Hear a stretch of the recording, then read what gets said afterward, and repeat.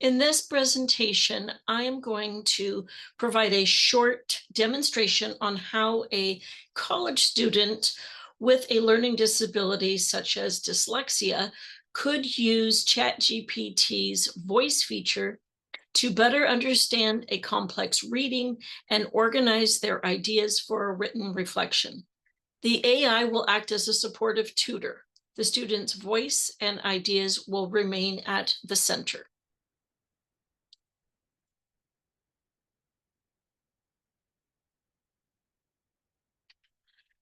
I'm reading this paragraph for my sociology class, and it's confusing. It says systemic inequality persists when social institutions such as education, housing, and the justice system reinforce advantages for dominant groups while limiting opportunities for marginalized populations.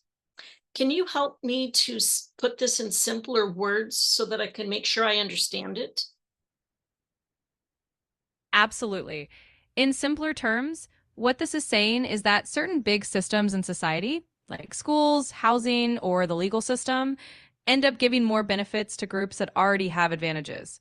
At the same time, they make it harder for groups that are already at a disadvantage to get the same opportunities. So it's really about how these systems can keep inequalities going even without meaning to. Okay, so it's saying that inequality can be built into the system even if people don't mean it? Exactly. You've got it. It's basically saying that sometimes inequality is just baked into the way things work in society. Even if no one is trying to be unfair on purpose, the way these big systems are set up can still end up giving some people more advantages and making things harder for others. Can you can you ask me a question to really check to make sure that I understand? Of course. So let's try this. Can you think of an example of how maybe a school policy or a housing rule might end up giving more advantages to one group of people over another, even if that's not the intention?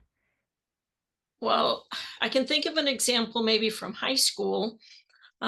We didn't have as many advanced classes as schools in wealthier neighborhoods.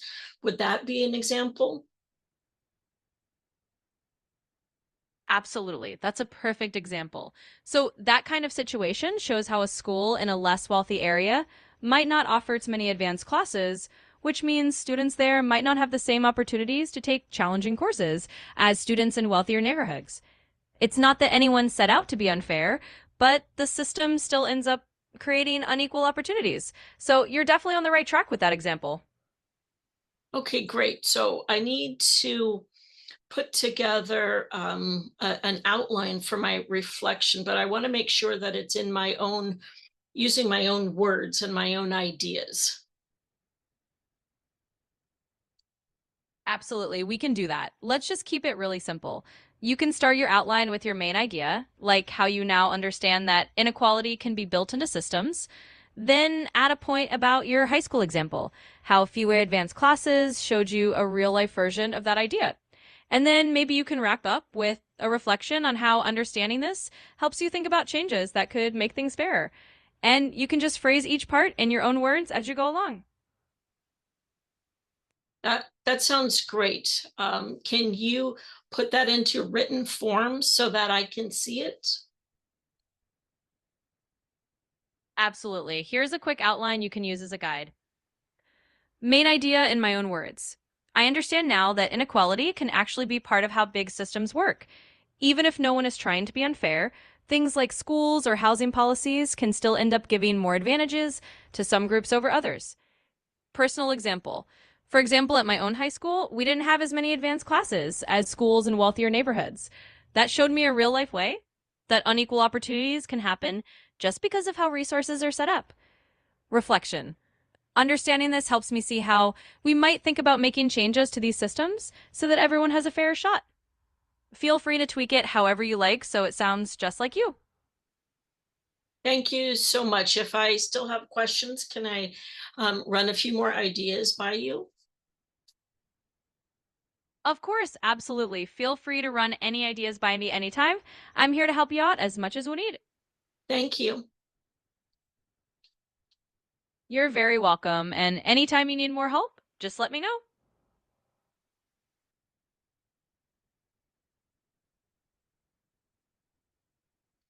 So here on the screen, you will see the outline for the reflection that the AI just read out loud to me. And this is a great way for the student as a starting point, or an outline or scaffolding for their own ideas in writing their reflection.